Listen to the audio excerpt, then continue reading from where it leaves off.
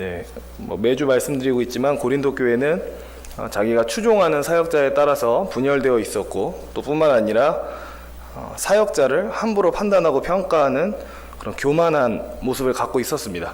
그래서 이런 모습에 대해서 바울은 지적하기를 돌려서 이렇게 말을 하죠. 여러분의 모습, 그러니까 사역자들에 대해서, 복음 사역자나 교사들에 대해서 함부로 평가하고 얘기하는 그런 모습이 마치 왕처럼 보입니다 라고 얘기를 했습니다. 마치 모든 것을 판단하고 평가하는 왕과 같은 모습을 하고 있군요 라고 이렇게 지적을 합니다. 그리고는 말하기를 자신이 예수 그리스도로 인하여서 어떤 고난과 핍박과 멸시를 받고 있는지 그런 삶을 얘기하면서 참으로 복음을 믿고 그리스도를 따르는 삶이 무엇인지를 이렇게 고린도 교인들에게 전해줍니다.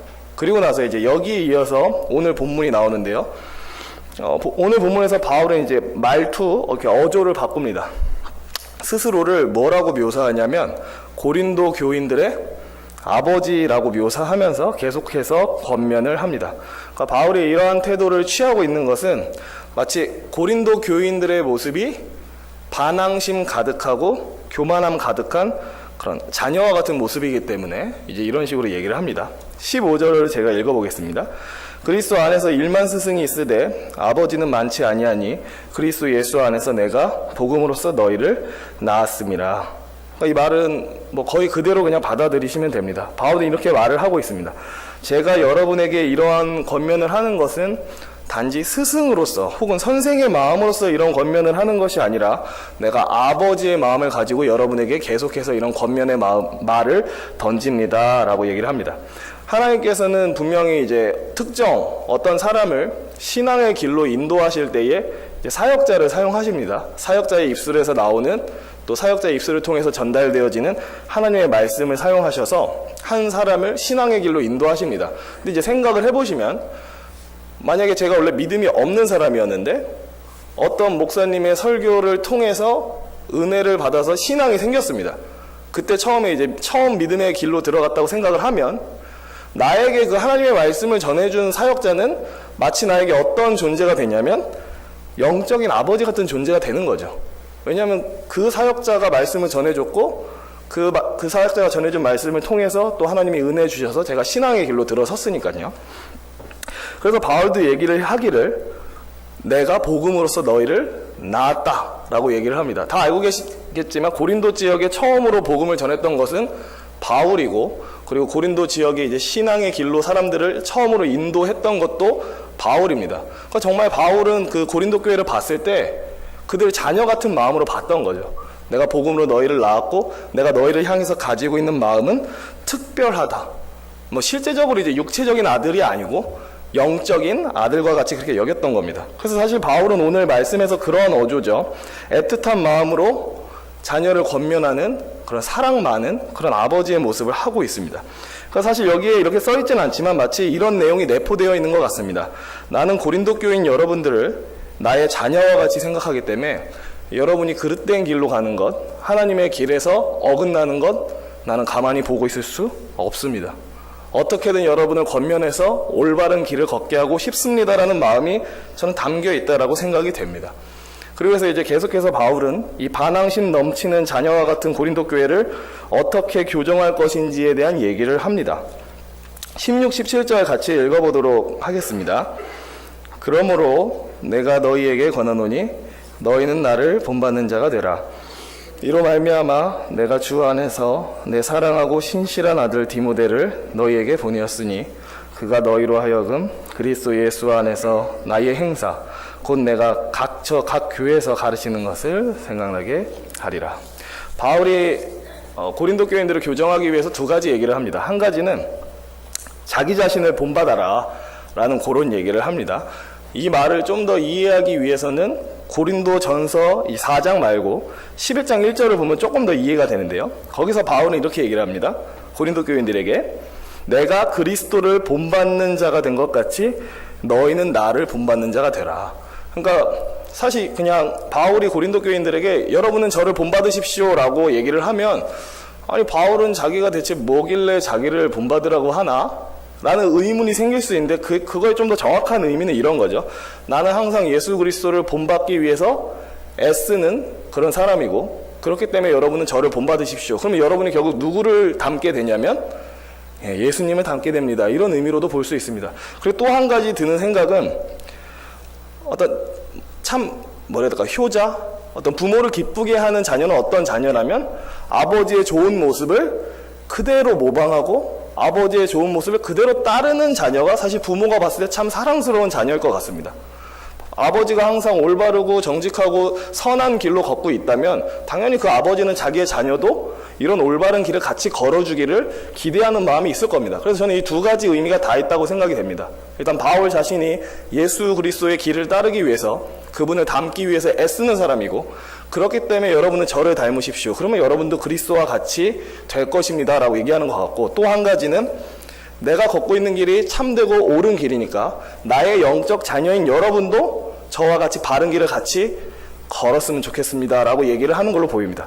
그리고 특별히 이것을 좀 더 잘 수행하기 위해서 바울이 이제 처방하는 두 번째 방법은 디모데를 보내는 겁니다.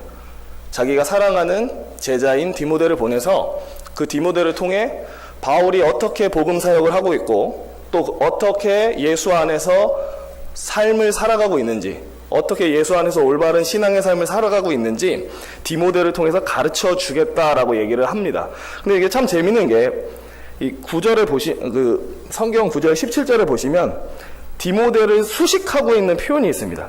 그냥 뭐 나의 영적 아들 디모데 이렇게 얘기하지 않고요. 정확히 표현을 그대로 가져오자면 사랑하고 신실한 아들 디모데를 보내겠다. 근데 약간 그런 느낌이 드는 거죠. 이 고린도 교회 교인들은 이제 바울을 되게 폄하하고 있었고요. 바울이 자기들에게 복음을 전해줘서 신앙의 길로 인도해준 영적 아버지임에도 불구하고 바울을 마땅히 공경하지 않고 바울을 되게 멸시했습니다. 그러니까 마치 고린도 교회 교인들의 모습은 바울이 봤을 때 신실하고 사랑스러운 아들인 디모데와는 되게 대조되는 거죠. 말썽쟁이의 말 안 듣고 교만한 자녀와 같은 겁니다. 고린도 교인들은. 그러니까 이런 거죠. 내가 좋은 자녀의 모범이 뭔지 직접 보여줄 것인데 그게 바로 누구냐면 디모데다. 영적 아들의 어떤 올바른 태도가 뭔지를 보여줄, 실제로 너희 눈에 보여줄 사람을 내가 보낼 텐데 그게 바로 디모데다. 그래서 신실한 아들은 어떤 모습인지 디모데를 보면서 직접 보고 느끼고 경험하길 바란다 라는 의미가 담겨 있습니다. 계속해서 18절을 읽겠습니다. 어떤 이들은 내가 너희에게 나아가지 아니할 것 같이 스스로 교만하여졌으나, 그러니까 바울은 다 알고 있었습니다. 뭘 알고 있었냐면 고린도 교회에 어떤 바울에 대해서 또 어떤 사역자들에 대해서 반항적 태도를 조장하고 그것을 주도하는 사람들이 있다는 걸 알고 있었습니다. 그러니까 겉으로는 안 그래도 뒤에서 계속 안 좋은 소문 내고, 야 바울 참 이런 점은 별로고 저런 점은 별로고 그런 점은 별로인 것 같아. 막 옆에 사람들도 그런 것 같기도 하다. 맞아, 뭘 그런 것 같기도 하다. 야 정확해 하면서 막 이런 식으로 좋지 않은 얘기를 조장하고 주도하는 사람들이 있었던 것 같습니다. 그들이 이제 18절에 말하는 어떤 이들인 거죠. 이들은 교만하고 기고만장해져서 이런 생각을 갖고 있었습니다. 바울은 우리와 얼굴을 맞대고 어떤 대화할 엄두조차 내지 못하는 그런 사람이고 아마도 이 고린도 지역으로 다시 돌아올 일은 없을 것이다 라고 생각을 했던 것 같습니다. 그러니까 좀 더 마음 편하게 바울에 대해서 좋지 않은 얘기를 하고 다녔겠죠. 근데 이제 바울은 얘기를 하죠. 19, 20절 주께서 허락하시면 내가 너희에게 속히 나아가서 교만한 자들의 말이 아니라 오직 그 능력을 알아보겠으니 하나님의 나라는 말에 있지 아니하고 오직 능력에 있음이라. 그러니까 바울의 본래 계획은, 이때 당시 갖고 있던 바울의 계획은 뭐냐면 현재 마게도냐와 아가야를 거쳐서 로마까지 가고자 하는 계획을 이때 당시 바울이 가지고 있었습니다. 그러니까 고린도를 들러야지 하는 계획은 아직 그의 계획 속에 정확히 없었던 거죠. 근데 그럼에도 불구하고 그가 말하기를, 만약에 하나님이 내가 지금 생각하고 있는 이 여정을 허락하지 않으시거나 이 여정을 좀 바꾸셔서 내가 고린도 지역에 방문할 기회가 생긴다면 내가 반드시 거기 다시 가겠다라고 얘기를 합니다. 그러니까 제 생각에는 교만한 말로 교회를 어지럽히고 교만한 말로 바울을 폄하했던 사람들은 아마 이 편지를 읽는 순간 가슴이 철렁 내려앉았을 것 같습니다. 바울이 다시 온다고 하는데 이렇게 하면서, 그러면서 이제 바울이 얘기하기를, 내가 가서 그 교만한 자들이 과연 자기 입으로 그렇게 스스로 얘기하는 것처럼 정말 그렇게 대단한 사람인지 내가 한번 보겠다. 그들의 말은 탁월하고 뭐 그들의 주장은 설득력 있다 한들 그들이 정말 예수 믿는 신앙인으로서 능력이 있는지를 한번 볼 것이다 라고 이렇게 얘기를 합니다. 뭐 능력이 있다라는 것을 본다라는 말은 바꿔서 얘기하면 그 사람이 어떤 참 신앙인으로서의 태도를 가지고 있는지, 그의 삶에 어떤 복음의 능력과 성령의 인도하심이 또 성령의 능력이 생명이 보이는지를 볼 것이라고 얘기를 합니다.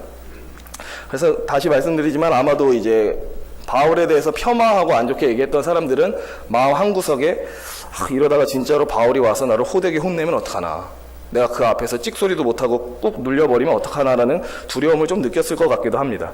하지만 바울이 이런 모든 얘기를 하는 것은 고린도 교인들에게 어떤 위협하거나 겁을 주기 위함이 아닙니다. 물론 제가 자녀를 낳아서 길러본 적이 없지만 아마도 바울의 마음은 반항적이고 무례하고 배은망덕한 자녀를 책망하고 바로잡는 것, 이게 바로 부모가 가져야 할 참 모습이기 때문에 계속 이런 얘기를 하는 걸로 보입니다. 나는 너희의 영적 아버지고 너희는 나의 영적 자녀들이다. 너희가 이상한 길로 가는 거 나는 볼 수 없고 그냥 내버려둘 수 없고 방치할 수 없고 포기할 수 없다. 내가 반드시 기회가 생긴다면 가서 너희가 가고 있는 잘못된 길 내가 교정하고 바로잡아 주겠다라고 얘기를 합니다. 그래서 이제 바울은 오늘 본문 마지막 21절에서 그런 얘기를 하죠. 내가 여러분에게 나아갈 때에 매를 들고 갈까요? 아니면 사랑과 온유함으로 갈까요? 라고 물어보는데 사실 이 말은 그냥 딱 봐도 매를 들고 가겠다는 말을 하고 싶은 게 아닙니다. 어떤 좀 엄한 모습으로 가기보다는 나는 여러분에게 사랑과 온유한 모습으로 다시 돌아가고 싶습니다 라는 그런 얘기를 하고 있습니다. 두 가지 적용점을 말씀드리고 오늘 설교를 마치겠습니다. 첫째로 우리는 계속 싸워야 됩니다. 뭐와 싸워야 되냐면 우리 안에 있는 교만과 지속해서 싸워야 됩니다. 그러니까 고린도 교인들은 예수를 믿고는 있지만 뭔가 예수 믿는 삶에 대한 오해가 되게 많았던 사람들입니다. 그리고 자신들이 예수 그리스도의 십자가 복음에 대해서 잘 알고 있는 사람들이라고 생각했지만 사실상 그렇게 깊이 알고 있는 사람들은 아니었습니다. 그러다 보니까 그들이 저질렀던 실수 중에 몇 가지는 세상의 방법을 그대로 교회에 갖고 와서 교회를 어지럽혔던 거죠. 그 대표적인 방법이 뭐였냐면 세상 사람들이 자기가 좋아하는 스승을 따라서 팔을 나누는 이 모습, 이게 세상에서는 아주 자연스러운데 교회에서는 용납될 수 없는 모습이었습니다. 근데 이들이 분별력이 없어서 그냥 자기들이 생각하는 게 옳다라고 생각해서 세상에 있는 이 스승을 따라 분열하는 모습을 그냥 교회 안에 그대로 갖고 옵니다. 그래서 자기들이 좋아하는 사역자들을 따라서 교회가 갈라지게 만듭니다. 거기서 끝나지 않죠. 그들이 참 교만했다라는 것은 그들을 영적으로 낳아준 영적 스승과 같은 사도들이나 교사들을 함부로 폄하하고 헐뜯고 내리 깎았다라는 거죠. 그들에 대해서 함부로 점수를 매기고요. 하지만 우리가 다 알다시피 복음을 참되게 이해한 사람에게 사실은 교만이라는 것이 들어설 자리가 없는 게 사실입니다. 그렇다고 해서 제 안에 교만이 없다는 말이 아니고요. 그러니까 복음을 깊이 알고 깨닫고 깨달을수록 사실 우리 안에 있는 교만이 물러나게 되어 있습니다. 그래서 예로부터 우리의 믿음의 선조들은 참 신앙인의 표지 중에 이걸 항상 얘기했습니다. 참 신앙인이 가지고 있는 특징 중에 하나는 뭐냐면 참된 겸손이다라는 얘기를 했습니다. 그러니까 이 참된 겸손이라는 거는 자기가 그냥 알아서 스스로를 낮춘다? 그냥 겸손이 미덕이니까 겸손한 모습을 보여야지 하면서 말하는 그런 겸손이 아니라 자기가 하나님 앞에서 용서받을 수 없는 죄인, 정말 극악무도한 죄인이라는 걸 깨달았기 때문에 예수 그리스도 없이 자기에게 소망이 없다라는 것을 지속적으로 깨닫기 때문에 남들이 너 좀 겸손해라 안 해도 자기가 알아서 겸손해진다라는 거죠. 그리고 계속 이제 자신의 죄를 자각하고 자신의 죄의 추악함을 알수록 내가 이 교회에 있는 모든 성도들보다 내가 제일 악한 것 같아. 내가 가장 괴물이고 내가 가장 최악의 죄인이야라는 그런 감각이, 그런 생각이 생긴다는 거죠. 그럼 그런 성도들은 남들이 너 좀 겸손해라 라고 얘기 안 해도 자동적으로 겸손해진다라고 이제 믿음의 선배들이 그런 류의 글들을 많이 남겼습니다. 그러니까 확실히 복음은 깨닫게 되면 깨닫게 될수록 우리 안에 깊이 심겨지면 심겨질수록 우리의 교만을 물러나게 만드는 게 맞습니다. 기본적으로 가르치는 내용 자체가 우리의 공로의 구원을 얘기하지 않고 완전한 하나님의 은혜로 구원받는다라는 그런 은혜의 구원을 얘기하기 때문에 교만의 자리도 들어설 수 없고요. 또 우리 자체가 사실은 그닥 탁월하지도 아름답지도 않은 죄인이라는 것을 계속 알려주기 때문에 우리로 하여금 교만의 죄를 갖지 못하게 만드는 효과가 있습니다. 그래서 첫 번째로 드리고 싶은 이제 적용점은 다시 한번 우리의 교만에 대해서 내가 행여 사역자들이나 다른 성도들에 대해서 아주 쉽게 함부로 평가하고 얘기하고 다니진 않았는지, 나도 모르게 그들 위에 서서 마치 왕과 같은 모습으로 그들을 조망하고 마음대로 평가하고 판단하진 않았는지를 돌아볼 필요가 있을 것 같습니다. 둘째로 적용점을 드리자면 사실 이 적용점은 직접적인 대상은 사역자들이라고도 할 수 있겠지만 모든 성도님들에게 말씀드려도 될 것 같습니다. 우리가 아버지와 같은 자들이 되어야 될 것 같다는 생각이 들었습니다. 제가 오늘 설교를 쭉 써내려가면서 이 마음 한구석에 어떤 그리움을 느꼈습니다. 무슨 그리움을 느꼈냐면 참된 영적 아버지는 어디 있는가라는 그런 그리움이 느껴졌었어요. 쓰면서 나의 영혼의 안전과 건강을 위해서 때로는 부드럽게, 때로는 호되게 책망해 줄 수 있는 그런 아버지는 어디 있는가, 나를 바른 길로 인도하며 영광스러운 생명의 길을 걷게 해줄 참된 아버지는 내 주변에 어디 있는가. 또 동시에 나는 훗날 성도님들에게 그러한 아버지와 같은 역할을 할 수 있을까. 그래서 마음 한구석이 약간 애렸어요. 찾아볼 수 있을까? 그런 아버지를. 내가 그런 아버지가 될 수 있을까? 근데 이제 저만의 문제가 아니라 사실 우리가 서로에게도 그런 존재가 되어줬으면 좋겠습니다. 내 옆에 있는 지체가 믿음의 길을 이탈하고 올바른 신앙의 길을 이탈해서 막 방황하고 있는데 어쩔 수 없지, 자기 하고 싶은 대로 해야지 하면서 이렇게 방치하는 게 아니라, 나는 당신이 그렇게 가는 거 못 보겠습니다. 바른 길로 오세요. 그러니까 제가 자녀를 안 낳아봐서 완전 감정이입은 안 되지만, 마치 부모가 자녀를 바른 길로 인도하고 싶어서 포기하지 않고 계속 붙들고 잔소리하고 막 애쓰는 그런 모습이 교회 안에서 서로에게 있다면, 각 성도에게 서로에게 존재한다면 참 그 교회의 모습은 천국과 같지 않을까라는 생각이 들었습니다. 그래서 두 번째로 제가 드리고 싶은 적용점은 우리가 서로에게 있어서 이런 아버지 같은, 그가 어떤 영적으로 올바른 길을 가지 않을 때 막아주고 바른 길을 갈 때는 잘 독려해주고, 마치 그 사람이 지옥을 떨어질 것 같으면 내가 지옥 간다라는 심정으로 그 사람 붙들고, 참 서로에게 그렇게 사랑과 책임을 지고 붙잡아주고 지탱해주는 관계가 되면 얼마나 좋을까라는 생각을 해보았습니다. 그래서 이 점에 대해서도 같이 기도하면 좋겠다라는 생각이 들었습니다.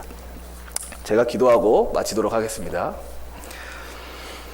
하나님 아버지, 오늘 말씀을 통해서 참 말 많고 탈 많은 고린도 교인들이지만 그들을 자신의 영적 아들로 여기고 포기하지 않고 끝까지 권면하고 붙들려 하는 바울의 모습을 봅니다. 주님, 기도합니다. 우리도 이러한 자가 되게 하여 주시옵소서. 내 곁에 있는 지체들, 또 이웃들을 봤을 때 그들이 엉뚱한 길로 갔을 때 그걸 방치하는 자가 아니라, 방관하는 자가 아니라, 나 몰라라는 게 아니라, 나는 괜찮으니까 됐지가 아니라 마치 내일처럼 내가 마치 지옥에 떨어지는 그런 심정으로 서로를 붙들고 권면하고 이끌어줄 수 있는 관계 되게 하여 주옵소서. 그래서 이 교회 안에 그런 아름다운 성도의 교제가 가득해서 중부교회가 마치 눈에 보이는 천국과 같은 그런 교회 되게 하여 주시옵소서. 감사드립니다. 예수 그리스도의 이름으로 기도합니다. 아멘.